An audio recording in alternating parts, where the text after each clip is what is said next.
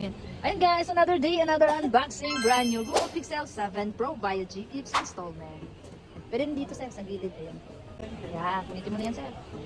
Sige lang, punitin mo lang yan. Ang napili po ni sir is Obsidian. And nag-message po sa atin si sir. Tapos nawala pa siya. Sir no, napunta ka pa sa ibang shop. Ito na yung pinaka ano niya. Ito yung sealed niya talaga. Yan. Tanggalin mo na lang yan. Ang cute talaga ng sealed ng 7 series nila. Tapos, ano na lang? Ganun mo lang. Yan, ating bukas. Obsidian. Grabe, shiny pa. Sobrang shiny talaga pag brand new. Mas mga gusto po mag-avail ng G-Gifts, pwede din po sa atin yun. Applicable naman po sa G-Gifts natin for brand new and second hand. Aside from that, tumatanggap din po tayo ng home credit for brand new item, credit card installment, at saka yung Skyro and S-Pay natin. Open mo lang sir, yung phone. Flex ko lang. Thank you. Ako na yung fingerprint.